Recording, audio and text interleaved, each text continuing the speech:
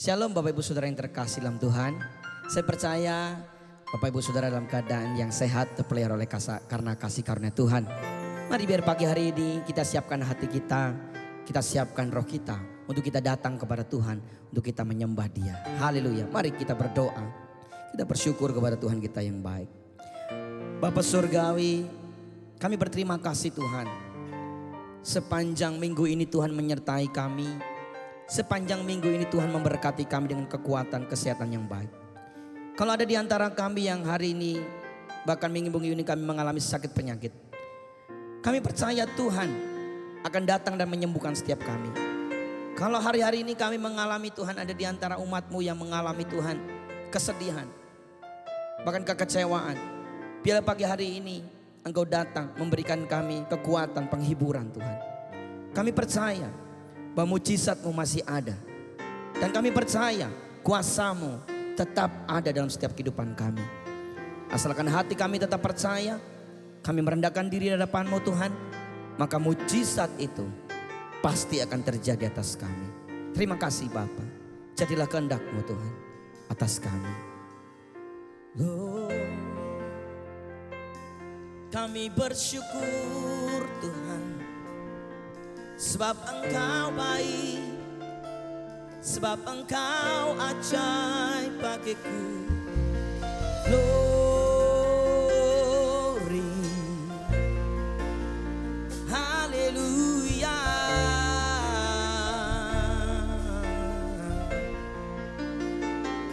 Kami siapkan hati kami datang menyembah-Mu. Kami siapkan jiwa kami untuk memuji-Mu Tuhan. Glory,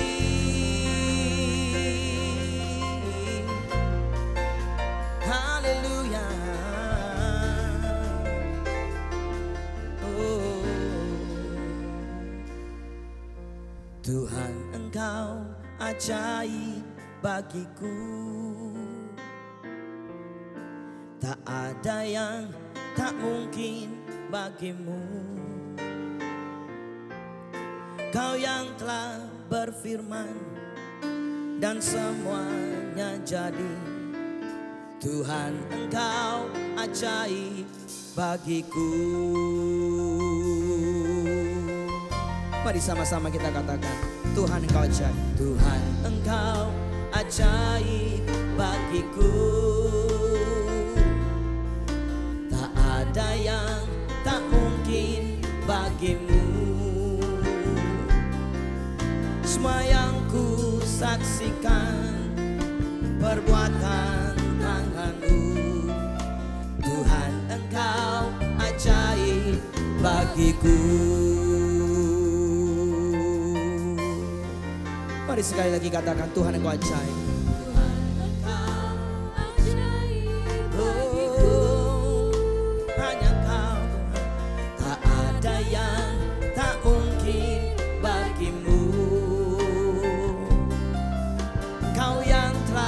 Berfirman dan semuanya jadi. Tuhan Engkau ajaib bagiku. Sungguh ku percaya tiada yang mustahil. Mujizat masih ada dalam hidupku. Sembuhkan sakitku, pulihkan jiwaku. Mujizat masih ada bagiku. Tuhan Engkau ajaib bagiku. Tuhan Engkau ajaib bagiku. Oh, tak ada yang tak mungkin bagimu. Kau yang telah berfirman dan semuanya jadi. Tuhan Engkau ajaib bagiku. Haleluya. Tuhan Engkau ajaib bagiku. Tak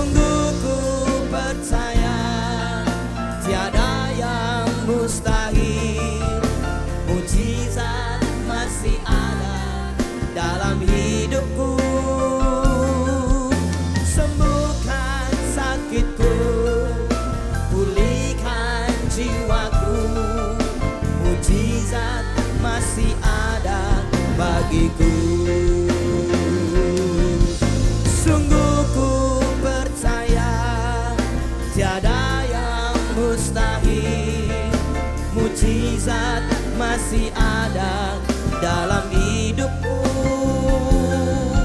Sembuhkan sakitku, pulihkan jiwaku. Mujizat masih ada bagiku.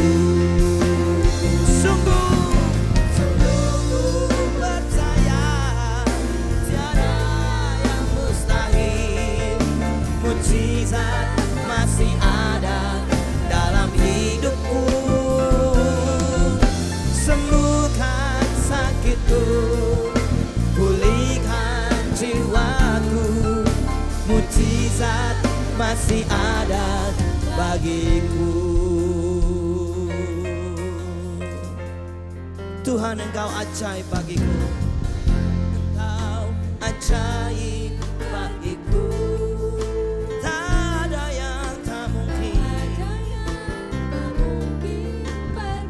Semua yang ku saksikan Tuhan, semua yang ku saksikan perbuatan tangan-Mu. Amin.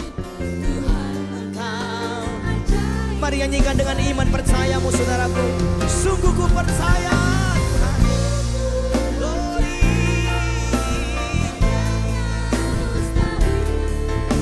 Mujizat masih ada dalam hidupku.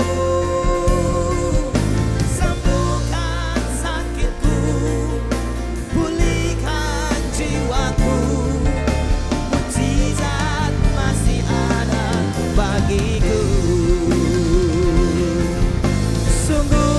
ku percaya tiada yang mustahil. Mujizat masih ada dalam hidupku. Sembuhkan sakitku, pulihkan jiwaku. Mujizat masih ada bagiku.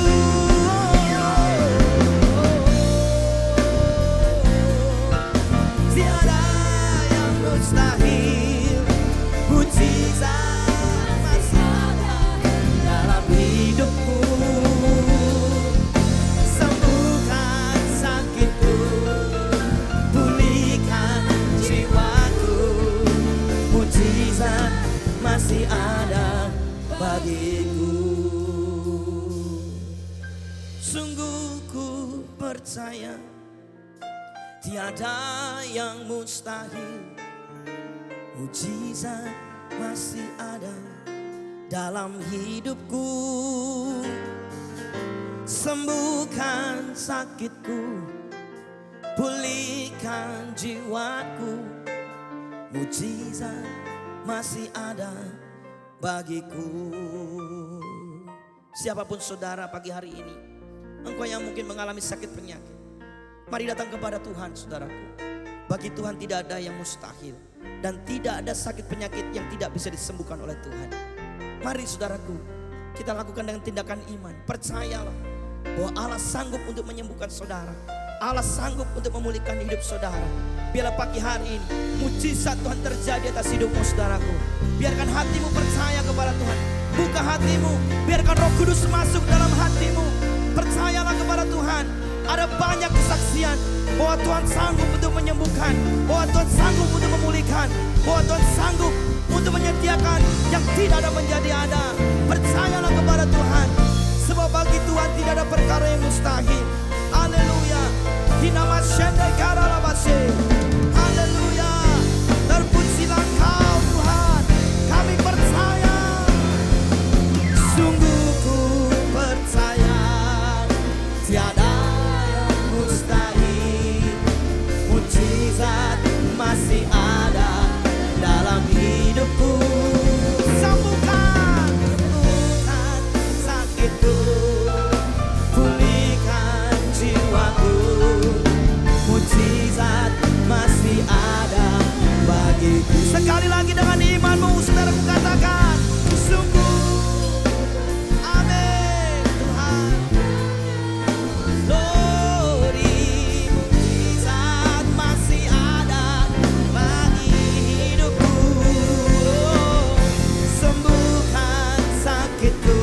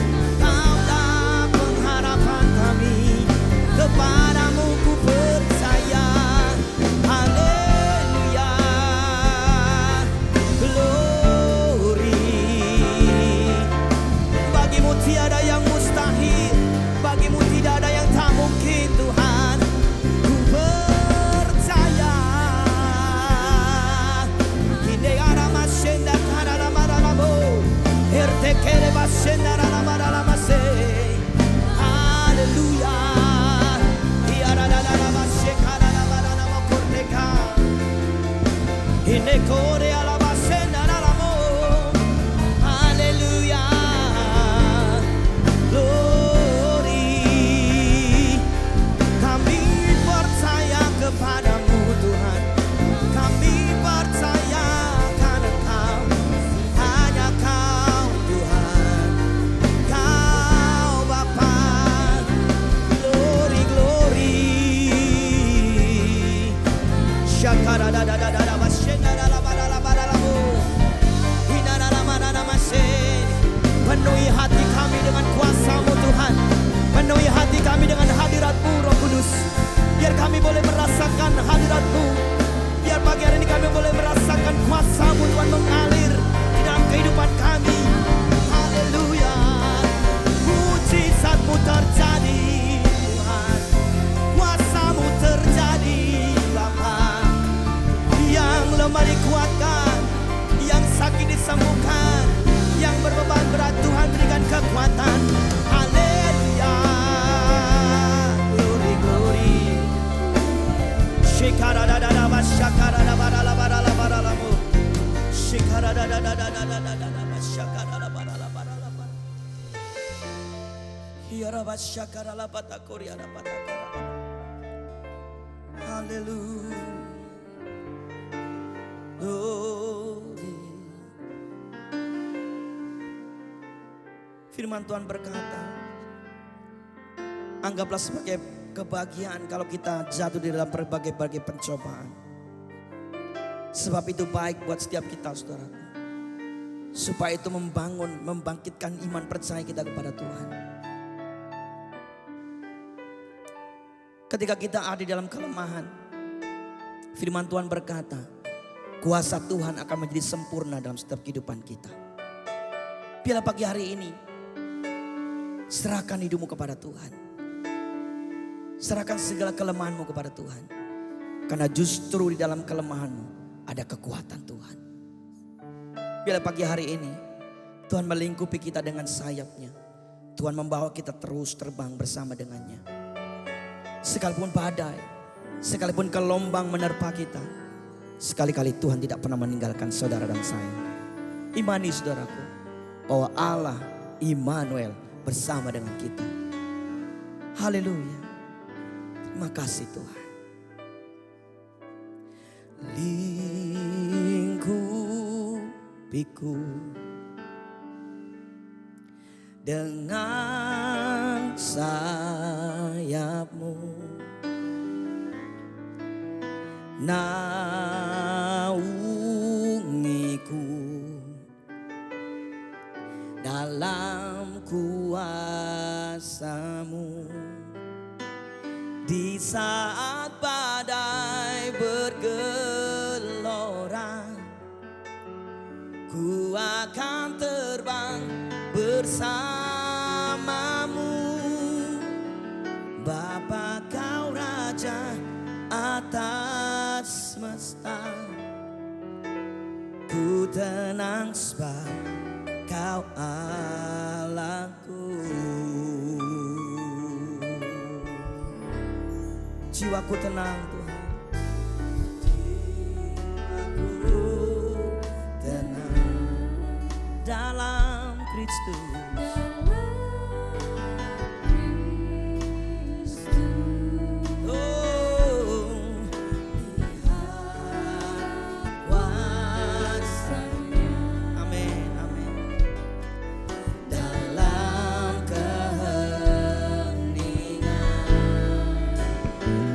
Saat badai bergelora, ku akan terbang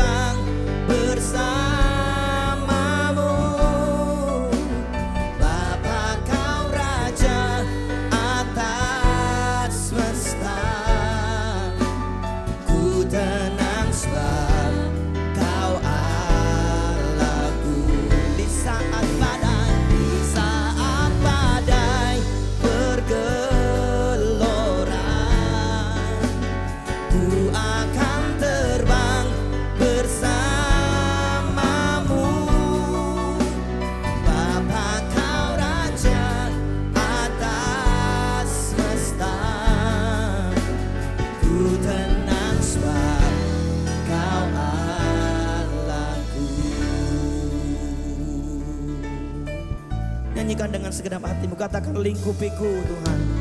Lingkupiku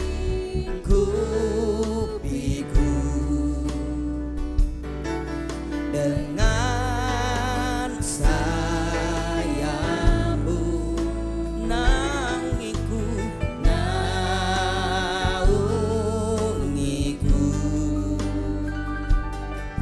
dalam kuasamu di saat badai bergelora. Ku akan terbang bersamamu, Bapa Kau Raja atas semesta. Ku tenang sebab Kau Allahku di saat badai glori bergelora. Ku akan terbang bersamamu, Bapa Kau Raja atas semesta. Ku tenang sebab Kau Allahku.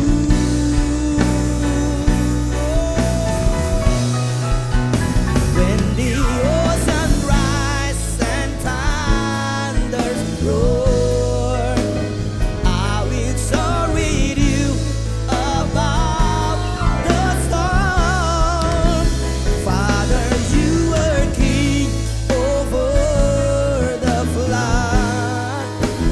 I will be still and know you are God. When the ocean rise and thunders roar, I will soar with you above the storm.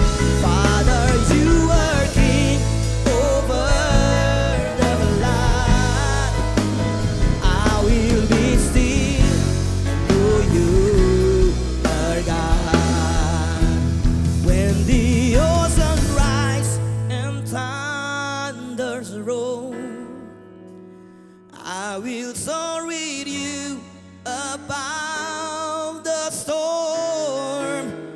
Father, you are king over the flood. I will be still and know you are God.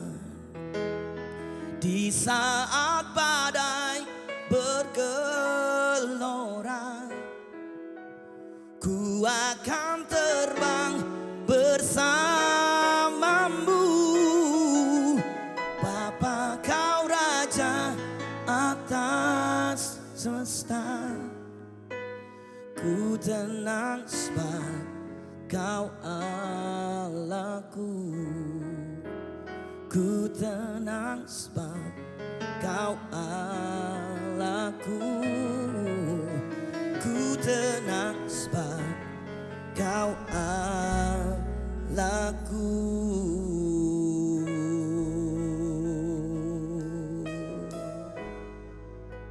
Oh, ku nikmati hadirat-Mu Tuhan. Ku nikmati kemuliaan-Mu Yesus Tuhan. Kaulah segalanya di saat badai bergelora menerpa hidupku. Ku takkan gentar, ku takkan goyah, sebab Kau besertaku. Karena ku percaya tangan-Mu menopang hidupku. Hanya Kau Tuhan, hanya Kau Bapa. Tangan-Mu Tuhan yang menopang hidupku Bapa. Hinde dorasena mokete, hete korasemo, hematena mose. Hallelujah, we worship You, Jesus. We cry holy,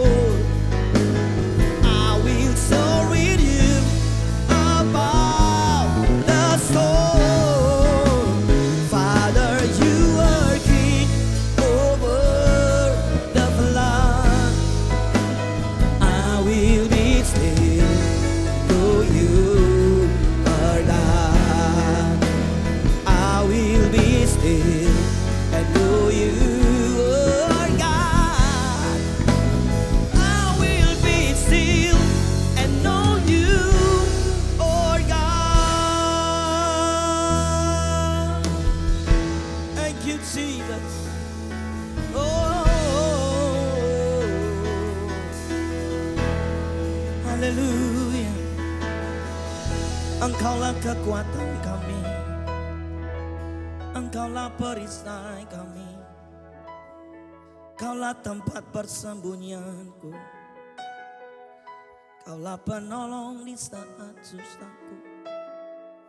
Kau menuntun hidupku Tuhan Yesus. Shinama corte Hine kau resena, Kaulah sumber, Kaulah sumber kekuatanku, Kaulah sumber kekuatan hatiku, tempat persembunyianku. Glory, thank you Jesus.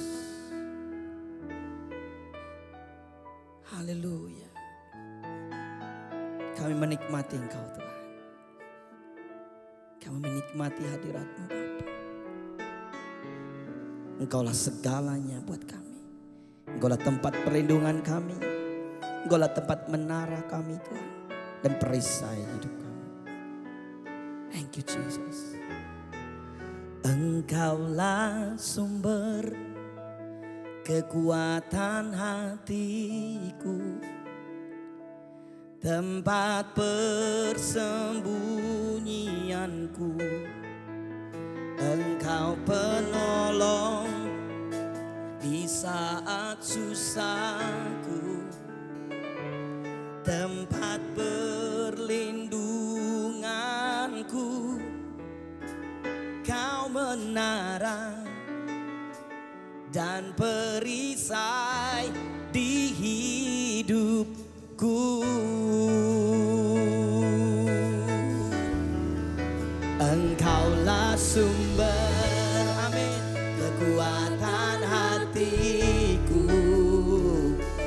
tempat persembunyianku.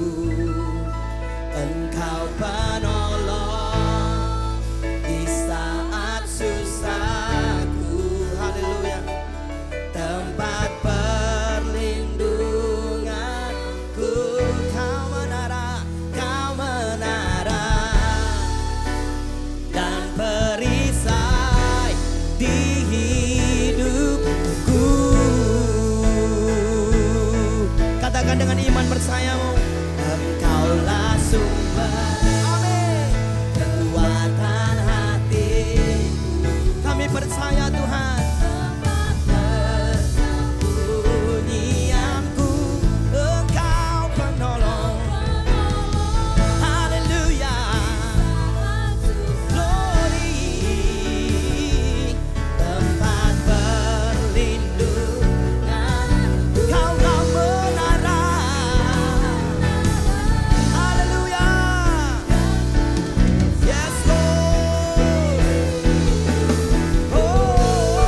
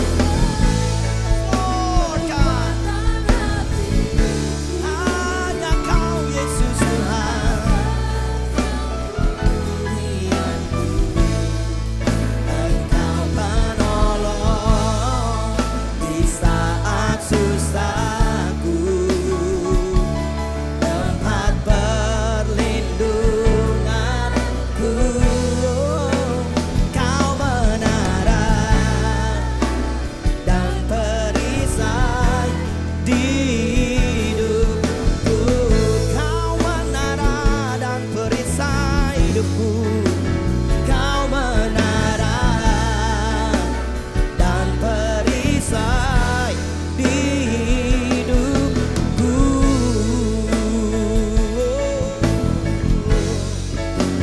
Kau menara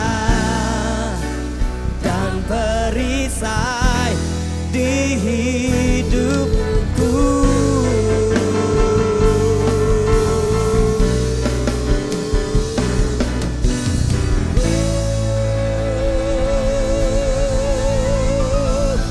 Haleluya, haleluya,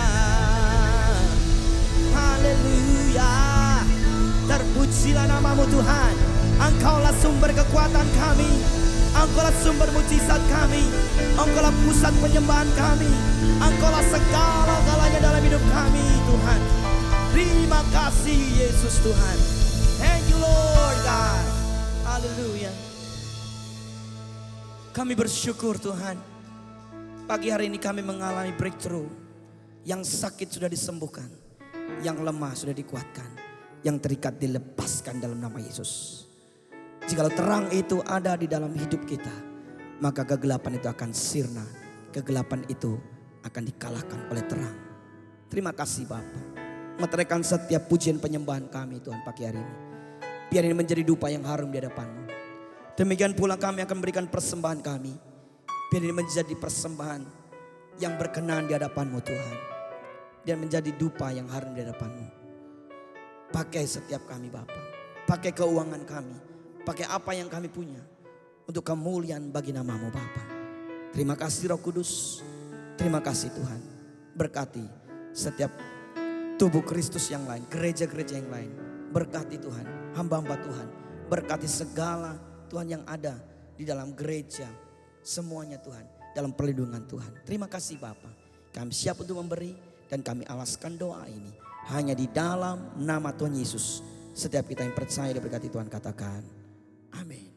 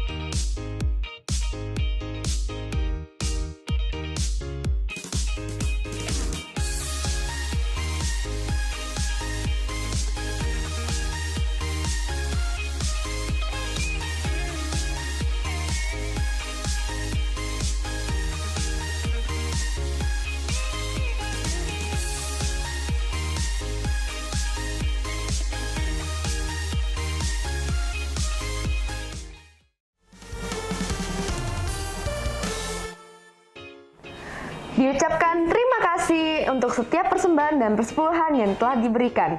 Tuhan Yesus memberkati. Bapak Ibu Jemaat dapat mengupdate informasi seputar kegiatan HCC melalui YouTube, Facebook, dan Instagram. Mari kita bersama-sama menyembah dan berdoa dalam Mesbah Pagi, pukul 6-7 pagi di aplikasi Zoom. Mari kita bersama merasakan lawatan Tuhan. Misi online minggu ini akan tetap berjalan melalui aplikasi Zoom. Mari kita saling menguatkan dan terkoneksi. Stay home, stay safe, and stay connected.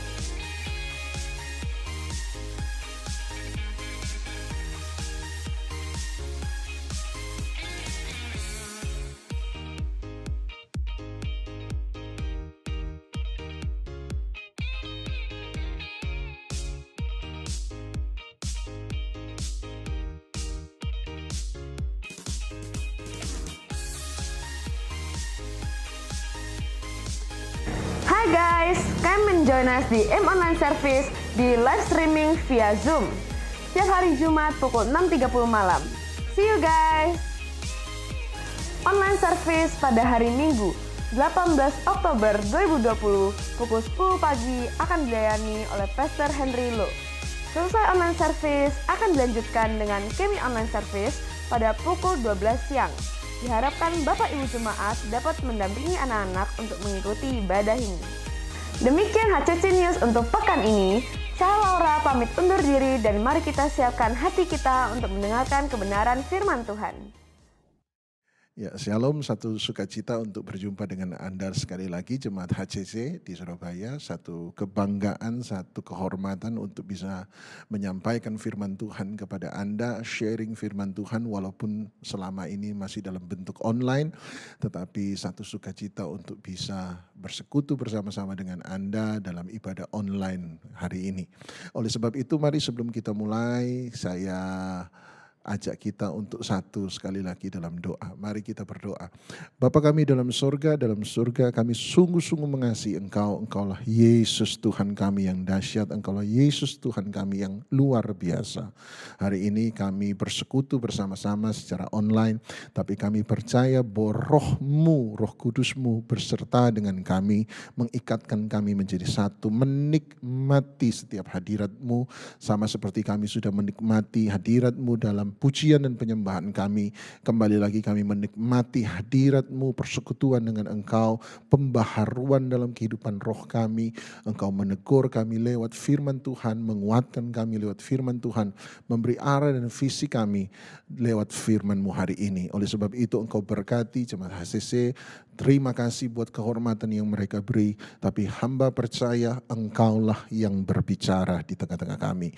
Dalam nama Tuhan Yesus Kristus, urapi kami sekali lagi, sebab bukankah firman-Mu sendiri berkata, urapan itulah yang mengajar. Urapi kami supaya kami bisa memahami, urapi kami supaya kami mengerti, dan terutama urapi kami supaya kami bisa melakukannya. Dalam nama Tuhan Yesus Kristus kami sudah berdoa.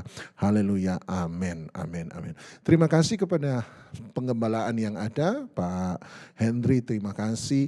Boleh sebab itu saya bisa bagikan firman pada Anda, kesempatan yang diberi. Nah, hari ini saya akan bagikan Anda dari kisah Rut pasal 1 ayat 19 sampai ayat yang ke-21. Rut pasal 1 ayat 19 sampai 21. Anda tahu kisah Rut dimulai dengan kisah bukan dari orang bernama Rut, tetapi kisah Rut dimulai dari kisah satu keluarga kecil, keluarga Elimelech sang suami. Eli berarti Allah, Melech berarti raja. Elimelech berarti Allahku, rajaku. Punya seorang istri bernama Naomi yang berarti pleasure, kesukaan, kesenangan. Punya dua orang anak yang bernama Mahlon dan Kilion.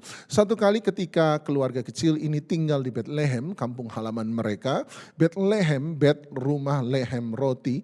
Bethlehem rumah roti mengalami sebuah kelaparan. Indonesia, Bethlehem rumah roti mengalami sebuah kelaparan. Oleh sebab itu sang ayah, sang ibu Elimelech dan Naomi mengambil keputusan untuk memindahkan keluarga mereka dari Bethlehem pergi ke daerah di luar Israel, daerah Moab, dan tinggal di sana. Kurang lebih sekitar 10 tahun mereka tinggal di sana, dan selama 10 tahun mereka ada di sana. Kedua orang anaknya Mahlon dan Kilion masing-masing mengambil seorang istri bagi mereka, Orpa dan Rut. Nah, setelah mereka tinggal di sana selama 10 tahun terjadi kemalangan, ada kematian mulai dari Elimelech sang suami, kemudian dua orang anaknya Mahlon dan Kilion. Itu sebabnya tertinggal 3 laki-laki meninggal, tertinggal 3 perempuan, Naomi, Orpa dan Rut. Itu sebabnya pula Naomi sang ibu memutuskan untuk kembali ke kampung halamannya kembali, yaitu Bethlehem. Dan dia menyuruh kedua menantunya Orpa dan Rut untuk tinggal di daerah Moab, sebab mereka memang orang Moab. Tetapi Orpa memutuskan untuk tinggal di Moab, tetapi Rut memutuskan untuk mengikuti sang mertua, sang janda mertua Naomi, untuk kembali pulang ke daerah Bethlehem, Israel. Dan dalam perjalanan mereka pulang, sampai ketika mereka sampai di Bethlehem, di gerbang kota Bethlehem, ini yang terjadi. Rut pasal 1 ayat 19 sampai ayat 21. Rut 1 ayat 19, dan berjalanlah keduanya sampai mereka tiba di Bethlehem. Ketika mereka masuk ke Bethlehem, gemparlah seluruh kota itu karena mereka, dan perempuan-perempuan berkata, Naomi kah itu? Sang kesukaan kah itu? The pleasure. Ayat 20, tetapi dia berkata kepada mereka, Naomi berkata kepada mereka yang menyenangkan, the pleasure berkata begini, janganlah sebutkan aku Naomi yang menyenangkan, the pleasure, tetapi sebutkanlah aku Mara. Mara berarti kekecewaan, kepahitan. Sebutkanlah aku yang pahit, sebab yang Maha Kuasa telah melakukan banyak yang marah atau pahit kepadaku. Ayat 21, dengan tangan yang penuh aku pergi, tetapi dengan tangan yang kosong Tuhan memulangkan aku. Mengapakah kamu menyebutkan aku Naomi? Karena Tuhan telah naik saksi menentang aku, dan yang Maha Kuasa telah mendatangkan malapetaka kepadaku. Sampai situ saja. Tapi saya minta Anda coba kembali lagi lihat ayat 19 sekali lagi, sebab ada sesuatu yang buat saya menarik dan sangat memberkati saya. Ayat 19, ketika mereka sampai di Betlehem, berjalanlah keduanya sampai mereka tiba di Betlehem. Perhatikan kata berikutnya, ketika mereka masuk ke Betlehem. Ketika. Bagi Anda dan saya, garis bawahi kata ketika, sebab bagi Anda dan saya kata ketika adalah kata yang biasa, sebab bagi kita hanyalah kata sambung, kata penunjuk waktu, ketika. Tetapi dalam bahasa Inggris menariknya kata ketika tidak menggunakan kata when, tidak menggunakan kata by, tetapi menggunakan beberapa kata yang menyusun satu kosakata yang khusus dan unik. Yang menariknya dalam Alkitab, kosakata ini selalu muncul berkali-kali. Dalam bahasa Inggris mereka menggunakan kata it came to pass. It came to pass. Bahasa Ibraninya wahaya, tetapi kata it came to pass atau wahaya bicara tentang ada setelah satu jenjang waktu tertentu. Jadi bukan hanya sekedar kata keterangan biasa, tetapi dia berkata it came to pass. Ada satu jelang masa waktu tertentu. It came to pass menunjukkan kepada kita bahwa ketika Naomi sampai ke Bethlehem dan Alkitab berkata it came to pass, setelah jenjang masa waktu tertentu, itu menunjukkan kepada kita bahwa Naomi dipaksa untuk membandingkan hidupnya dulu dengan hidupnya sekarang. Kata Alkitab it came to pass berarti kata itu menunjukkan kepada kita bahwa Naomi dipaksa untuk membandingkan kehidupannya ketika dia keluar dari Bethlehem dulu dengan kehidupannya sekarang ketika dia kembali lagi ke Bethlehem. It came to pass, wahaya atau kata ketika dalam bahasa Indonesia menunjukkan bahwa ada sebuah perbandingan antara kehidupan sebelum dan sesudah, before dan after. Buat saya ini kata yang sangat penting sebab dalam hidup saya paling tidak kata it came to pass mengajarkan pada saya dua makna penting. Nomor satu, buat saya ketika Alkitab menggunakan kata it came to pass, berarti Alkitab mengajarkan kepada kita bahwa dalam hidup ini sebenarnya ada hal-hal yang tidak akan pernah bisa kita bandingkan dengan, tidak pernah bisa kita buktikan dengan kata-kata. Tapi dalam hidup ini ada hal-hal yang hanya bisa kita buktikan dengan berlalunya waktu. Satu kali lagi ya. Dalam hidup ini ketika menggunakan kata it came to pass, berarti dalam hidup ini ada hal-hal yang kita tidak akan pernah bisa buktikan dengan kata-kata. Tapi dalam hidup ini ada hal-hal yang hanya Anda dan saya bisa buktikan dengan berlalunya waktu. Apa yang kita lakukan dari waktu yang berjalan. Saya beri contoh, misalnya dalam sebuah janji pernikahan, seorang mempelai pria dan mempelai wanita tidak peduli berapapun indah acara wedding hari itu, tidak peduli berapapun bagus ikrar pernikahan yang mereka susun, bahwa aku akan sehidup semati dengan engkau, aku akan tetap setia baik dalam susah maupun senang, kaya maupun miskin. Tidak peduli berapapun bagus semua janji pernikahan hari itu. Tapi Anda dan saya tahu bahwa kesetiaan tidak akan pernah bisa dibuktikan dengan kata-kata. Kesetiaan hanya bisa dibuktikan dari berjalannya waktu. It came to pass.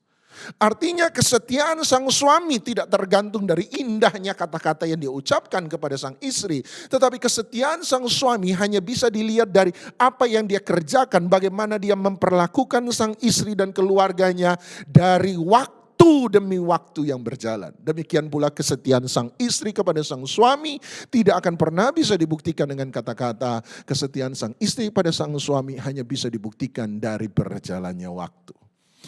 Kalau kesetiaan tidak bisa dibuktikan dengan kata-kata, kesetiaan hanya bisa dibuktikan dari apa yang kita perbuat dari waktu yang berlalu, maka iman pun tidak bisa dibuktikan dengan kata-kata, iman hanya bisa dibuktikan dari berlalunya waktu. Kenapa? Pak, iman hanya bisa dibuktikan dari berlalunya waktu. Sederhana, sebab iman dan kesetiaan itu sama. Dalam bahasa perjanjian baru, iman dan kesetiaan hanya menggunakan satu kata yang sama. Pistis. Artinya ketika penulis perjanjian baru menuliskan kata iman, dalam pemikiran mereka yang dimaksud dengan iman adalah kesetiaan. Kalau kamu beriman, maka kamu akan setia sampai akhir. Dan dalam pemikiran mereka ketika mereka bicara soal kesetiaan, berarti kesetiaan adalah tanda orang yang beriman. Sebab iman dan setia menggunakan satu kata yang sama. Dalam Ibrani 13 misalnya tentang iman dan kesetiaan. Ibrani 13 menarik sekali, penulis Ibrani bicara tentang dua bentuk pemimpin rohani yang ada hari itu. Ibrani 13 ayat 7 bicara tentang pemimpin rohani yang sudah meninggal. Dan Ibrani 13 ayat 17 berbicara tentang pemimpin rohani yang masih hidup. Menariknya perlakuan pada dua pemimpin rohani ini berbeda dalam Ibrani 13. Kepada Ibrani 13 ayat 7 pemimpin rohani yang sudah meninggal dia berkata, teladanilah iman mereka. Ibrani 13 ayat 7, teladanilah iman mereka. Siapa? Mereka pemimpin rohanimu yang sudah meninggal. Sementara kepada Ibrani 13 ayat 17 pemimpin rohani yang masih hidup, tiba-tiba penulis Ibrani berkata, tunduklah kepada mereka, taatilah mereka sebab mereka lain berjaga-jaga atas jiwamu. Ibrani 13 ayat 17.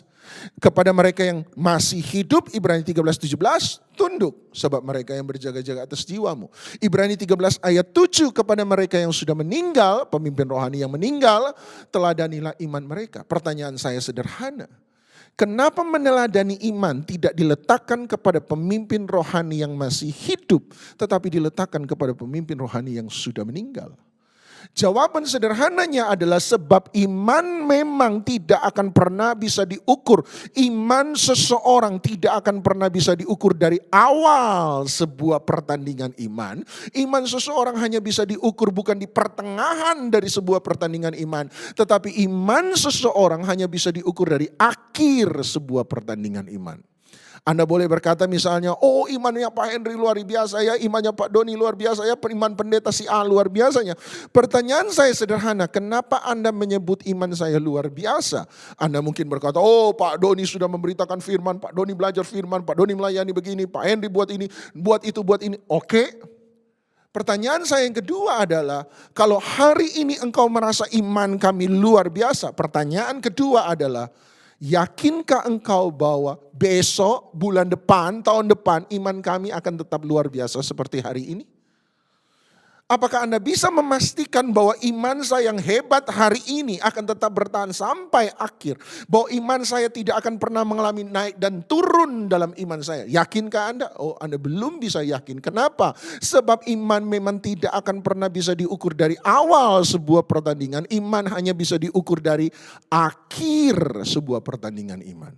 Itu sebabnya Paulus menggunakan filosofi yang sama ketika Paulus berkata, aku telah mengakhiri pertandingan apa? Pertandingan imanku dengan baik. Kenapa Paulus berkata aku telah mengakhiri pertandingan imanku dengan baik? Jangan-jangan sebab Paulus percaya bahwa iman sama seperti penulis Ibrani tidak pernah bisa diukur dari awal sebuah perjalanan keselamatan. Iman hanya bisa diukur dari akhir sebuah perjalanan keselamatan. Iman sama seperti setia tidak bisa dibuktikan hanya dengan kata-kata saya percaya. Tetapi iman hanya bisa dibuktikan dari berlalunya waktu. Saya beri contoh yang ketiga misalnya, janji Allah dalam hidup seseorang sama, tidak pernah bisa dibuktikan dengan kata-kata. Janji Allah dalam hidup kita orang percaya hanya bisa dibuktikan dari berlalunya waktu.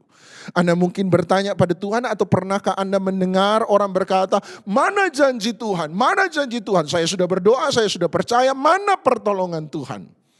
Ya, hari ini Anda mungkin belum menerima penggenapan jadi janji Allah. Anda mungkin hari ini belum melihat kenyataan dari penggenapan janji Allah. Tapi pertanyaan saya sederhana, yakinkah Anda bahwa besok Tuhan tidak akan menjawab doa Anda? Jangan-jangan hari ini Anda belum melihat, tetapi besok Anda akan melihat kenyataannya. Siapa yang tahu? Oleh sebab itu janji Allah itu sendiri pun sama seperti kesetiaan. Janji Allah seperti iman, tidak pernah bisa dibuktikan dengan kata-kata, hanya bisa dibuktikan dari berlalunya waktu. Ada satu kata dalam kitab Yosua yang sangat memberkati saya. Ada satu ayat dalam kitab Yosua yang sangat memberkati saya. Selesai dari penundukan bangsa Israel memasuki tanah Kanaan, selesai mereka menaklukkan tanah Kanaan, muncul satu ayat yang sangat memberkati saya, dan saya ingat saya pernah membagikan pada Anda dulu, dan ayat ini berkata, segala sesuatu yang baik yang dijanjikan Allah kepada bangsa Israel tidak ada yang tidak dipenuhi, semuanya terpenuhi. Pertanyaan saya sekali lagi pada Anda adalah, kapan ayat ini muncul? Di permulaan dari penaklukan bangsa Israel memasuki tanah Kanaan, di pertengahan ketika mereka sementara bergumul dan berperang menaklukkan bangsa Kanaan, ataukah sesudah mereka menaklukkan tanah Kanaan? Bukan di permulaan, bukan di pertengahan, tetapi di akhir baru kemudian kita temukan ayat ini. Anda tidak akan menemukan ayat ini di permulaan. Anda tidak akan menemukan ayat ini di pertengahan ketika mereka sementara bergumul. Mana kemenangan dari Tuhan? Mana pertolongan Tuhan? Belum. Tetapi di akhir dari segala sesuatu ketika mereka selesai melihat semua kenyataan. Ketika waktu sudah membuktikan, tiba-tiba mereka berbalik ke belakang dan mereka tahu Tuhan berkata hal yang tidak akan pernah berubah dulu, sekarang, dan sampai selama-lamanya. Sebab Dia Allah yang berjanji, bukan seperti manusia yang berdusta. Dia selalu menepati bahwa segala sesuatu yang baik yang Allah janjikan kepada bangsa Israel hari itu, tidak ada yang tidak dipenuhi. Semuanya terpenuhi. Setelah semua selesai, Dia berkata demikian. Artinya janji Allah pun hanya bisa dibuktikan bukan dengan kata-kata. Tuhan jelaskan hari ini pun Anda di tengah-tengah pergumulan, belum tentu Anda bisa mengerti. Tetapi kalau semua selesai, baru Anda bisa mengamenkan apa yang Dia katakan. Betul, tidak ada yang tidak dipenuhi. Semuanya terpenuhi. Makna kedua bagi saya tentang it came to pass, setelah berlalunya waktu. Makna kedua bagi saya, bukan hanya Alkitab hendak mengajarkan kepada kita, kepada Naomi, bahwa ada hal-hal dalam hidup ini yang tidak bisa dibuktikan dengan kata-kata. Ada hal-hal dalam hidup ini yang hanya bisa dibuktikan dengan berlalunya waktu. Tetapi makna keduanya adalah, ada hal-hal dalam hidup ini yang tidak akan pernah kita bisa pahami dari pengalaman pertama kita. Tapi ada hal-hal dalam hidup ini yang hanya bisa kita pahami dari pengalaman kedua kita. Sekali lagi ya. Alkitab ketika berkata it came to pass, artinya Alkitab mau mengajarkan pada saya pribadi bahwa dalam hidup ini ada hal-hal yang kamu tidak akan pernah bisa mengerti hanya dari perjumpaan pertamamu. Dalam hidup ini ada hal-hal yang hanya kamu bisa pahami dan mengerti dengan lebih jelas dari pengalaman atau perjumpaan keduamu. Ketika Naomi kembali lagi ke Bethlehem, setelah dia keluar dari Bethlehem, dia kembali, pengalaman keduanya. Ada sesuatu yang sebenarnya Tuhan mau ajarkan yang dia tidak akan pernah bisa mengerti dari pengalaman pertama. Dalam Alkitab ada banyak bicara tentang pengalaman pertama dan pengalaman kedua. Saya bisa buktikan pada Anda satu demi satu. Misalnya, ketika Musa melihat semak belukar yang terbakar di padang gunung Sinai, di gunung Sinai, gunung Horeb, hari itu Anda ingat ceritanya. Ketika Alkitab berkata Musa melihat ada semak belukar yang terbakar, Alkitab berkata bagi Musa dia terus berjalan. Kenapa? Sebab sesuatu yang tidak asing di padang gurun hari itu apabila ada semak belukar yang terbakar.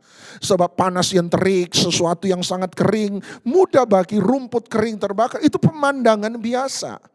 Kapan Alkitab menyatakan bahwa Musa menemukan sebuah keanehan? Waktu dia kembali, pengalaman kedua.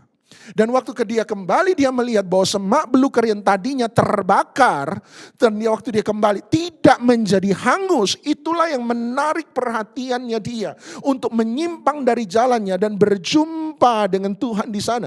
Pada pengalaman pertama dia menemukan sebuah keadaan yang biasa. Dari pengalaman kedua lah dia berjumpa dengan Tuhan yang ada dalam setiap pengalaman dalam hidupnya, keadaan dalam hidupnya. Misalnya Anda ingat tentang Elia yang mau naik ke surga ditemani oleh Elisa, dan mereka berpindah. Waktu itu Alkitab berkata 2 Raja-Raja pasal 2, mereka berpindah dari satu kota ke kota yang lain. Dari Gilgal mereka pergi ke Betel, dari Betel mereka pergi ke Yeriko, dari Yeriko mereka pergi ke Yordan. Anda masih ingat? Dan setiap kota mulai dari Betel, Yeriko dan Yordan selalu ada rombongan nabi yang keluar. Elisa, tahukah engkau bahwa Tuanmu akan keangkat ke sorga, Elia akan naik ke sorga, tinggallah bersama dengan kami. Mereka berkata, oh kami punya kota dengan atmosfer rohani yang terbaik. Mulai dari selalu kecap tidak ada nomor 2, semua kecap nomor 1. Mereka selalu mempromosikan. Betel berkata, kami punya kota yang paling luar biasa. Disinilah Yakub dapat mimpi, ada tangga naik dari bumi sampai ke sorga. Malaikat naik turun. Inilah kota dengan pengalaman-pengalaman supranatural. Kota-kota yang penuh dengan keberkatan. Anda tahu apa yang Yeriko katakan? Imam-imam di Yeriko berkata, oh Betel boleh bicara soal berkat. Betel bicara tentang pengalaman supranatural. Tapi Yeriko bicara tentang pengalaman kemenangan bersama dengan Tuhan. Yeriko lah tentang kemenangan bersama Tuhan. Tinggallah dengan kami. Anda tahu nabi-nabi di Yordan bilang apa? Nabi-nabi di sungai Yordan berkata, Betel boleh bicara soal berkat, pengalaman supranatural. Yeriko boleh bicara tentang pengalaman kemenangan. Tetapi pintu gerbang bangsa Israel dimulai dari sungai Yordan. Disinilah pertama kali mujizat terjadi. Disinilah ambang batas bangsa Israel. Disinilah pintu masuk bangsa Israel. Disinilah peperangan rohani kita yang sesungguhnya. Tinggallah di Yordan. Semua mempromosikan bahwa kota di mana mereka tinggal adalah kota yang terbaik. Tetapi setelah Elia naik ke surga, coba Anda baca sekali lagi baik-baik. Ketika Elia naik ke surga, Elisa kembali lagi ke 3 kota tersebut yang mempromosikan atmosfer rohani mereka yang paling luar biasa. Dan Anda perhatikan ketika Elisa kembali, setiap kota punya persoalan yang dia tidak temui sebelumnya. Ketika dia kembali di Yordan, dia temukan ada mata kapak yang hilang di situ. Itu bicara tentang kelumpuhan ekonomi. Ketika dia kembali di Yeriko, dia temukan ada mata air yang pahit yang membunuh janin-janin dalam perut perempuan mengandung. Ketika dia kembali ke Betel, ada anak-anak kecil yang tidak tahu menghargai Nabi Allah. Sebab ketika Elisa lewat, mereka berseru pada dia, hebota, hebota, hebota. Pengalaman kedua lah yang menunjukkan bahwa semua yang dipromosikan pertama kali ternyata tidak seindah kenyataan yang sesungguhnya. Bagi yang lagi cari pacar, saya mau bilang, hati-hati jangan jatuh cinta pada pandangan pertama. Sebab Anda lihat, Anda perlu mengenal pasangan Anda dengan benar. Seringkali apa yang Anda lihat pertama belum tentu seindah itulah kenyataan yang sesungguhnya. Anda butuh pengalaman yang kedua. Bersama dengan Tuhan yang sama. Jangan hanya punya pengalaman pertama dengan Tuhan. Tapi punyalah pengalaman yang kedua, pengalaman ketiga, pengalaman keempat dengan Dia. Pengalaman-pengalaman yang membawa kita lebih dalam dan lebih dalam dan lebih dalam dan lebih dalam. Oleh sebab itu buat saya kata ketika menjadi penting, sebab ini bicara tentang 2 hal yang sederhana. Bahwa Tuhan jangan-jangan mau mengajarkan pada Naomi sesuatu. Ketika dia berkata, it came to pass. Sesuatu yang dia tidak dapatkan dari pengalaman pertama. Sesuatu tentang apa? Sesuatu tentang janji Allah. Yang tidak pernah bisa dibuktikan dan dijelaskan hanya dengan kata-kata. Janji Allah yang hanya bisa dibuktikan dari berlalunya waktu. Dia mau bicara tentang iman. Mungkin jangan-jangan dia mau mengajarkan Naomi tentang arti sebuah kesetiaan. Tetapi Naomi hari itu sudah terlanjur pahit dan sudah terlanjur kecewa. Sebab ada 3 alasan kata Naomi kenapa dia mengatakan aku pahit. Dia berkata ayat 20, aku pahit. Jangan sebut aku Naomi, menyenangkan. Sebut aku Mara yang pahit. Nah saya suka kata Mara pahit sebab dekat dengan kata marah dalam bahasa Indonesia. Saya suka guyon dan berkata orang yang marah pahit suka marah-marah. Oleh sebab itu jangan suka marah-marah. Kalau ada orang sebelah sentil dia dan berkata jangan suka marah-marah. Itu tandanya orang pahit. Nah, kenapa Naomi pahit? Dan Tuhan mau mengajarkan, Tuhan mau memulihkan kisah Rut.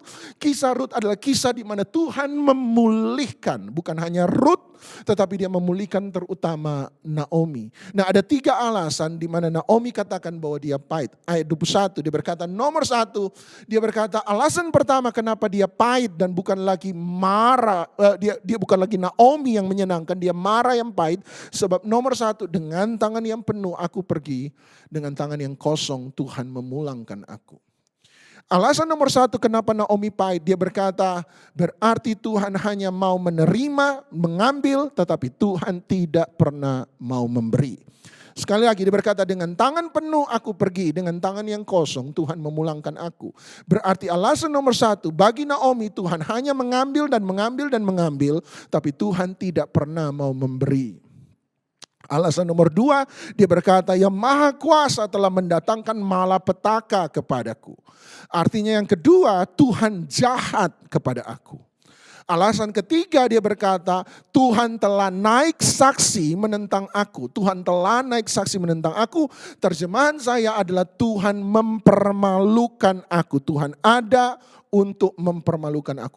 Jadi 3 alasan ini yang dipakai oleh Naomi dan berkata oleh sebab itu aku pahit, aku kecewa dengan Tuhan. Nomor 1, Tuhan hanya mengambil, tidak pernah memberi. Nomor 2, Tuhan buat sesuatu yang jahat kepadaku. Nomor 3, Tuhan ada untuk mempermalukan aku. Nah, mari izinkan saya memberi 3 argumentasi secara singkat untuk mematahkan 3 alasan Naomi tentang kepahitan. Nomor 1, dia berkata alasan pertama Naomi, aku dengan tangan penuh aku pergi, tetapi dengan tangan yang kosong aku kembali. Perhatikan baik-baik, dengan tangan yang penuh aku pergi, dengan tangan yang kosong aku kembali. Tangan yang penuh, sebentar. Rut 1 ayat 1 dan 2 berkata begini, kenapa Naomi, Elimelek, Mahlon dan Kilion pergi dari Betlehem? Kenapa? Alkitab berkata sebab Betlehem lapar. Tiba-tiba setelah sekian tahun Naomi berkata tangan penuh aku pergi. Tunggu dulu. Kalau kamu pergi karena lapar berarti seharusnya kamu pergi dengan tangan yang kosong. Kenapa kamu bilang dengan tangan yang penuh aku pergi? Anda lihat jangan-jangan kalau tanganmu penuh kenapa kamu harus pergi dari Betlehem? Semoga Anda nangkap pemikiran saya. Kalau tanganmu kosong, kalau tanganmu penuh kenapa kamu harus pergi dari Betlehem? Jangan-jangan dalam pemikiran Naomi adalah memang benar ketika mereka keluar dari Betlehem mereka keluar dalam keadaan kosong. Perut mereka kosong. Tetapi persoalannya adalah sekalipun mereka keluar dengan perut yang kosong, tangan yang kosong, tetapi hari itu Naomi menjadi sadar setelah 10 tahun kehilangan kehilangan suami, kehilangan anak-anak, dia menjadi sadar bahwa sesungguhnya mereka tidak keluar dengan tangan yang kosong. Sebab sekalipun perutnya kosong, tapi hatinya penuh. Sebab mereka punya orang-orang yang dia cintai dan mencintai dia. Dia masih punya suami, dia masih punya anak-anak. Sekalipun secara materi dia tidak punya banyak, tetapi kalau dia masih punya orang yang mencintai dan mengasihi dia, dia berkata, itulah tangan yang penuh. Dia menjadi sadar bahwa dalam hidup ini ada yang lebih penting daripada sekedar materi. Materi penting, tetapi dalam hidup ini ada sesuatu yang lebih penting daripada materi. Itu sebabnya setelah 10 tahun di Moab, setelah kehilangan suami, kehilangan anak-anak, dia berkata, sesungguhnya aku tidak keluar dengan tangan yang kosong hari itu, tetapi sesungguhnya aku keluar dengan tangan yang penuh. Yang ironisnya adalah ketika mereka keluar dari Betlehem, Betlehem kosong sebab kelaparan. Tapi Naomi berkata sekalipun Betlehem kosong tapi aku penuh. Tetapi yang ironisnya adalah ketika dia kembali dengan tangan yang kosong. Tetapi hari itu dia kembali, Betlehem sementara menuai, Betlehem sementara penuh. Pelajaran yang kita bisa tarik dari sini ada satu hal. Apapun yang terjadi dalam hidup ini, jangan pernah meninggalkan Bethlehem, rumah roti kehidupan Anda dan saya. Jangan pernah. Semua masalah selalu punya masa kadaluarsanya. Semua persoalan selalu ada batas waktunya. Sama seperti hari ini, pandemi COVID-19. Saya percaya satu kali kita akan melewati ini semua. Bukan berarti semuanya akan kembali lagi normal. Tapi saya percaya bahwa Tuhan telah memberikan manusia kemampuan untuk beradaptasi yang sangat tinggi. Kita akan punya cara untuk beradaptasi dengan keadaan yang ada sekarang. Dan kita pasti akan keluar dengan adaptasi yang berbeda. Kita akan selesai, ada satu masa batas waktu berlaku, kadaluarsa, dan setelah itu kita akan kembali lagi melihat bahwa ketika Anda tetap setia dalam rumah roti kita, Bethlehem kita tetap setia dalam firman Tuhan, kita tetap setia dalam hubungan kita dengan Tuhan, maka kita akan temukan bahwa Tuhan akan kembali lagi memberi penuaian dalam hidup Anda dan saya. Dia akan kembali lagi memberkati. Jangan pernah, oleh sebab itu saya ingatkan Anda, jangan pernah tinggalkan Bethlehem, rumah roti Anda dan saya. Jangan pernah. Jangan pernah tinggalkan persekutuan dengan firman Tuhan. Jangan pernah tinggalkan persekutuan dengan orang-orang percaya. Jangan pernah tinggalkan terutama persekutuan dengan Tuhan. Hanya mereka yang setialah, dia akan buktikan satu kali. Hanya mereka yang setialah, dia akan memberkati mereka kelak. Tapi nomor dua, Naomi berkata, yang maha kuasa telah mendatangkan malapetaka kepadaku. Telah mendatangkan malapetaka. Kata malapetaka berarti ra'ah. Ra'ah dalam bahasa Ibrani, sama-sama bilang ra'ah. Ra'ah dalam bahasa Ibrani punya dua arti. Arti pertama adalah kecelakaan, sesuatu yang jelek, sesuatu yang jahat dan tidak ada kebaikan sama sekali. Artinya Naomi berkata, Tuhan telah memberi ra'ah, sesuatu yang jahat, di dalamnya tidak ada kebaikan sama sekali. Argumentasi saya adalah begini. Perhatikan ayat 21 sekali lagi. Naomi berkata, dengan tangan yang penuh, perhatikan dia berkata apa? Aku pergi dengan tangan yang kosong, Tuhan memulangkan aku. Pertanyaan saya sederhana. Siapa yang suruh Naomi pergi? Dengan tangan yang penuh, aku pergi, dengan tangan yang kosong, Tuhan memulangkan aku. Berarti Naomi berkata dia pergi atas keputusan siapa? Sendiri. Kalau Naomi pergi atas keputusan sendiri, Elimelek pergi atas kemauan, kehendak, keputusan sendiri. Pertanyaan saya sederhana, kalau kemudian mereka berjalan atas kehendak sendiri, keputusan sendiri, kemauan sendiri, dan karena akibat dari keputusan, kehendak, kemauan yang mereka ambil, kemudian mereka mengalami kecelakaan. Pertanyaan saya satu, salah siapa? Salah sendiri. Ada banyak hal, kalau kita mau jujur, ada banyak hal sebenarnya bukan karena kehendak Tuhan dalam hidup, sebenarnya bukan. Ada banyak hal yang terjadi dalam hidup Anda dan saya, kalau mau jujur sebenarnya adalah hasil dari akibat keputusan kita, akibat dari pilihan kita, akibat dari kesalahan kita. Dan ketika kita mengalami itu, jawabannya sederhana adalah, kenapa kalau kamu alami itu, siapa yang salah? Jawabannya adalah salah sendiri. Naomi berkata, Tuhan Allah yang mendatangkan ra'ah malapetaka kepadaku. Pertanyaan tadi sederhana, Naomi, siapa yang suruh kamu pergi? Aku yang pergi. Kalau begitu pertanyaannya, salah siapa? Bukan Tuhan yang mendatangkan malapetaka. Ada banyak malapetaka, ada banyak hal yang kita sebut kesialan, kesalahan. Sebenarnya adalah hasil dari keputusan sendiri. Arti kata ra'ah yang kedua adalah di-break, dipatahkan. Sama, Naomi berkata, Tuhan meninggalkan aku, Tuhan mematahkan kami, Tuhan melepaskan kami dari dia. Tuhan tidak peduli dengan kami. Pertanyaan sama, siapa yang suruh kamu pergi? Kalau kamu pergi atas keputusan sendiri, berarti kamu yang harus jaga diri sendiri, kamu yang harus gaji diri sendiri, kamu yang harus tolong diri sendiri, kamu yang harus lindungi diri sendiri, kamu yang harus pelihara diri sendiri. Dan kalau kamu berjalan menurut maunya Tuhan, kehendaknya Tuhan, keinginannya Tuhan, maka Tuhanlah yang akan bertanggung jawab atas hidupmu, Tuhanlah yang memelihara engkau, Tuhanlah yang menjaga engkau, Tuhanlah yang akan melindungi engkau. Persoalan hari ini adalah Anda mau berjalan menurut mau sendiri atau Anda berjalan menurut keinginannya Tuhan. Naomi salah mengerti dengan Tuhan. Naomi salah memahami Tuhan. Naomi salah faham dengan Tuhan. Naomi gagal untuk mengenal Tuhan dengan benar. Alasan ketiga, karena waktu alasan ketiga dia berkata, Tuhan telah naik saksi menentang aku. Tuhan telah naik saksi menentang aku. Ini yang saya pahami, ini yang saya pahami. Naomi berkata, dengan tangan penuh aku pergi. Jadi dia pergi karena kemauan sendiri. Tetapi dengan tangan yang kosong Tuhan memulangkan aku. Dia berkata, betul aku pergi karena putusan sendiri. Tetapi aku kembali sebenarnya bukan karena aku mau kembali. Aku kembali karena Tuhan yang memaksa aku kembali. Dengan tangan yang kosong Tuhan memulangkan aku. Jadi Naomi kalau ditanya mau kembali ke Betlehem atau tidak. Kalau Naomi bisa memilih, dia akan berkata tidak mau. Dia berkata keadaanlah yang memaksa aku kembali. Dengan kata lain Tuhanlah yang membawa aku pulang.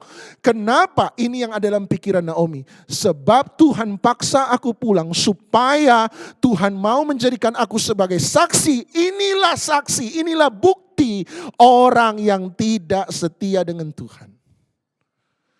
Dan Naomi berkata aku gak mau kembali. Sebab kalau aku kembali tetangga-tetangga, kerabat keluarga akan menertawakan aku. Itu tuh makanya gak setia sama Tuhan, ya ini akibatnya. Tuhan mempermalukan aku. Tetapi saya percaya Naomi sekali lagi salah mengerti dengan Tuhan. Tuhan mengembalikan Naomi ke Betlehem bukan untuk mempermalukan Naomi. Tuhan kembalikan Naomi ke Betlehem justru untuk memulihkan Naomi. Kisah Rut adalah kisah di mana Tuhan memulihkan Naomi. Kisah Rut adalah kisah Tuhan menebus dan memulihkan Rut juga. Tetapi inilah kisah pemulihan. Bagaimana cara Tuhan memulihkan Naomi. Anda ingat tadi dia berkata dengan tangan penuh aku pergi. Dia berkata dulu memang perut kosong. Tetapi ternyata setelah 10 tahun aku baru sadar. Walaupun perut kosong asalkan punya orang-orang yang saling menyayangi. Orang yang saling membantu. Orang yang saling menguatkan. Sesungguhnya aku tidak kosong, aku penuh. Tiba-tiba dia berkata dengan tangan yang kosong sekarang aku kembali. Kalau saya ada di situ saya berkata Naomi sebentar aja. Kalau 10 tahun yang lalu kamu salah mengerti, kamu pikir perutmu kosong, maka tanganmu kosong. Ternyata sekalipun perutmu kosong, asalkan engkau punya orang di sampingmu yang mengasihi dan mencintai engkau, ternyata tanganmu tidak benar-benar kosong, tanganmu penuh. Jangan-jangan waktu engkau kembali sekarang engkau berkata, tanganku kosong. Jangan-jangan juga engkau salah mengerti. Engkau tidak benar-benar kosong. Jangan-jangan ada orang di samping engkau yang mencintai dan mengasihi engkau. Masih ada satu paling tidak. Siapa? Rut. Yang menariknya Rut dalam bahasa Ibrani. Dia punya 2 menantu Orpa, Oref. Berasal dari kata Oref. Oref berarti belakang tegar, bicara tentang tengkuk. Itu bicara tentang orang yang tegar tengkuk. Orang yang selalu berbalik, orang yang selalu keras dan tidak akan pernah mau berubah. Tetapi yang kedua, Rut berasal dari kata Ibrani, rah, yang berarti persahabatan. Ingat baik-baik. Jadi Naomi berkata, Tuhan Allah memberi malapetaka kepadaku. Malapetaka bahasa Ibrani, ra'ah. Tetapi Tuhan mau berkata, aku tidak memberi engkau ra'ah. Bukan malapetaka, yang aku beri kepadamu adalah Rut atau rah. Rah adalah persahabatan. Tuhan tidak sementara memberi malapetaka, sebenarnya Tuhan sementara memberi persahabatan. Dan yang menariknya adalah ketika dia berjumpa dengan satu laki-laki bernama Boaz. Boaz gambaran yang penebus, Boaz gambaran daripada Yesus. Ketika dia berjumpa dengan Yesus, digambarkan oleh Boaz. Naomi menyerahkan pada Tuhan satu hal kepada Boaz. Gambaran dari Tuhan. Apa yang diserahkan? Rut, rahnya. Persahabatannya. Anda ingat tadi saya berkata bahwa Naomi salah mengerti dengan Tuhan. Naomi kecewa, Naomi pahit sebab dia salah mengerti. Dia marah. Tuhan hari itu memulihkan Naomi dengan cara supaya Naomi bisa menyerahkan satu hal yang dia miliki. Satu-satunya yang dia punya hari itu apa? Persahabatan. Dan ketika Ruth bersekutu dengan Boas, gambaran daripada Tuhan Yesus, keintiman antara dan Boas melahirkan satu anak yang bernama Obed. Obed punya dua arti. Nomor satu, penyembahan. Artinya penyembahan hanya lahir dari sebuah keintiman.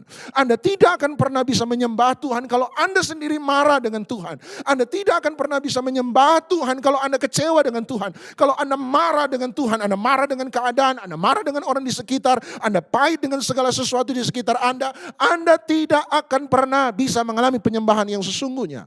Hari ini kalau Anda kecewa dengan Tuhan, Anda marah dengan Tuhan, Anda salah paham dengan Tuhan, Anda bilang Tuhan jahat, Tuhan beri aku ra'ah. Tapi kalau Anda marah, kecewa, pahit dengan Tuhan, Anda tidak akan pernah bisa menyembah. Penyembahan hanya lahir dari sebuah keintiman. Yang kedua, arti kata Obed adalah buat saya pengabdian. Sebab Obed berarti menyembah, ibadah, dan sekaligus bekerja. Bicara soal pengabdian. Dan buat saya, pengabdian adalah kata kunci yang membuka semua persoalan dalam kisah Naomi. Kenapa Bapak mengatakan demikian? Sederhana. Anda masih ingat Naomi punya suami bernama siapa? Elimelek. Elimelek berarti apa? Allahku adalah rajaku. Ada suami, ada seorang yang Israel percaya pada Tuhan, punya nama Allahku adalah rajaku. Tapi Tuhan tidak pernah suruh dia pergi, tapi dia pergi. Saya takut hari ini ada banyak orang Kristen mengaku Yesus Tuhan, Yesus Raja. Tapi Tuhan gak pernah suruh Anda pergi, kenapa Anda pergi? Tuhan gak pernah suruh Anda lakukan itu, kenapa Anda lakukan itu? Penyebab semua persoalan dalam kisah Naomi, Elimelek, Mahlon, dan Kilion hanya satu. Persoalannya satu apa? Persoalannya adalah mereka mengaku Allah itu raja, tetapi mereka tidak pernah menjadikan dia raja dalam hidup mereka. Itu persoalannya. Tetapi ketika pengabdian itu lahir, Obed itu lahir. Alkitab berkata mereka menaruh Obed di tangan Naomi, pangkuan Naomi, supaya tangan Naomi tidak lagi kosong. Tangan Naomi penuh. Dan Anda tahu, this is the best. Kerabat keluarga Naomi, tetangga-tetangga datang, dia berkata, Tuhan ada untuk mempermalukan aku supaya mereka lihat semua yang salah dalam hidupku. Tapi justru hari itu mereka datang. Dan mereka berkata, anak ini 10 kali lipat jauh lebih luar biasa daripada anak-anakmu yang dahulu. Kalau hari ini Anda merasa Anda kehilangan banyak hal yang baik, tetap setia pada Bethlehem rumah roti Anda dan saya. Jangan pernah salah paham dengan Tuhan. Tuhan itu tetap baik. Tetap bersekutu dengan Dia, tetap sembah Dia. Mengabdi kepada Dia, sebab pengabdian pada Tuhan bukan lahir dari intimidasi dan ketakutan. Pengabdian pada Tuhan lahir dari sebuah cinta dan keintiman. Jangan salah paham dengan Dia. Satu kali segala sesuatu yang kamu pikir baik, yang kamu hilangkan di masa pandemi COVID ini, satu kali engkau akan lihat. Dia kembalikan 10 kali lipat semua yang baik yang hilang dalam hidup Anda hari ini. Izinkan saya berdoa bagi Anda. Sehingga sama seperti kitab Yosua, kita bisa berkata segala sesuatu yang baik yang dijanjikan Allah bukan hanya pada Israel tetapi kepada kami. Tidak ada yang tidak dipenuhi. Semuanya terpenuhi. Izinkan saya berdoa bagi Anda, tapi hari ini sebelum saya berdoa, sebelum Anda satu dalam doa dengan saya. Sekali lagi jangan sama seperti Naomi yang dulu. Jangan salah mengerti dengan Tuhan, jangan kecewa dengan Tuhan, jangan pahit dengan Tuhan. Apapun yang terjadi tetap bilang Tuhan Yesus baik. Tuhan Yesus baik. Dan satu kali misalnya Anda sudah salah, Anda sempat marah, Anda kecewa, Anda bersungguh-sungguh dengan Dia. Hari ini loh waktu di mana Anda kembali lagi datang, bukan beri oref Anda, tegar tengkuk Anda, tapi berilah rah Anda, persahabatan Anda dengan Dia. Dia tidak sementara mematahkan engkau. Dia bukan pergi dari engkau, engkaulah yang pergi dari dia. Dia tidak mematahkan engkau. Dengar, kalau cabang itu memang sudah mati, sudah busuk dari dalam, sudah tidak melekat pada batangnya, maka cabang itu walaupun hanya angin kecil, cabang itu pasti akan lepas. Orang yang pada dasarnya sudah tidak terhubung dengan Tuhan, persoalan kecil saja akan membuat dia lepas dari Tuhan. Kecewa dari Tuhan. Oleh sebab itu jangan kecewa. Kembalikan rah kita pada Tuhan. Persahabatan kita dengan Tuhan. Root kita pada Tuhan. Dan kembali lagi alami pemulihan daripada dia. Mari kita satu dalam doa. Hamba merasa dan sungguh merasa hari ini bahkan. Roh Kudus engkau bekerja di tengah-tengah setiap teman-teman jemaat HCC yang mendengarkan. Engkau bekerja di tengah-tengah mereka. Jamah setiap hati mereka. Biarlah persahabatan, keintiman dengan Tuhan itu kembali lagi ada dalam hidup mereka. Mereka mengalami penuaian demi penuaian. Apakah di masa yang sulit ini ataupun setelah semua ini berlalu. Kami percaya hari ini tetap ada pemeliharaan Tuhan. Tetapi sampai semuanya berlalu kami akan melihat bahwa Obed 10 kali lipat yang baik Tuhan kembalikan kepada setiap kami. Engkau supaya engkau mengajar kami satu hal, engkau mengajar kami untuk mengenal Tuhan makin dalam. Engkau mengajar kami tentang arti kesetiaan, engkau mengajarkan kepada kami arti iman, percaya. Engkau mengajarkan kami arti janji-janji Allah.